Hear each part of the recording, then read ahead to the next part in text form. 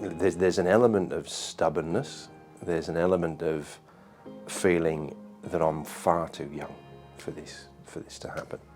Plus, my son's very active, and my daughter's active as well, and trying to keep up with life around you, it's almost that a refusal to accept that you probably can't anymore. 50 in my mind is still quite young.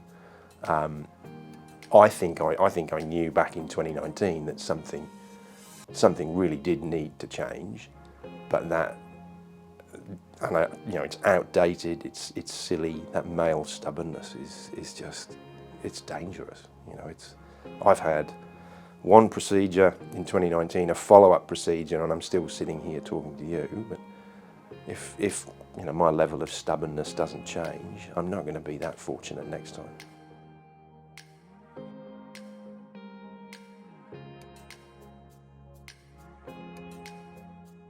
They're severe. They're less so now because I think they see that I'm on a more positive track. But at the time when I didn't realise, or I was stubborn enough to say, look, this isn't happening to me, in the background, Sarah and children were just, it's like a boiling pot. They were wondering what's going to happen next. And my kids are at an age when they really do understand what's happening.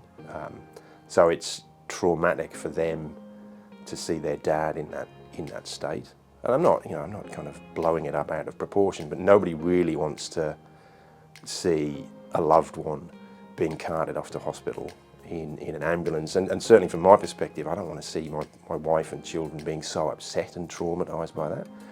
It's not. So it was really that said, well, you really should do something about it. You need to stop just thinking that you're not invincible, but far too young for this to be happening. It is happening, and it's not just happening to me, it's having an impact on loved ones as well.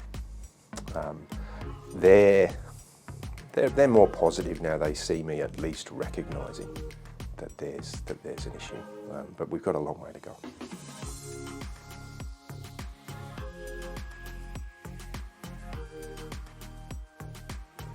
Well, to unlock all this, I think finding a comfortable appreciation that this is where I am at my age and stage. I'm not old, but I am susceptible to heart risk. So accepting that was the first thing to put in place. After that, my diet's changed, and it's a work in progress. But the general feeling that traditional, meat, potatoes and vegetables, that I've tweaked that a little bit and try and follow the Mediterranean diet a little bit more. So I eat a lot more fish, and it's great, it's good. My cardiac exercise isn't quite back where it was, but I've landed on walking as something that I can do and maintain for a long time. When I say a long time, it's not that I'm walking for days on end, but I'm less likely to say that's too hard, I'm going to stop. And it's still giving me benefit.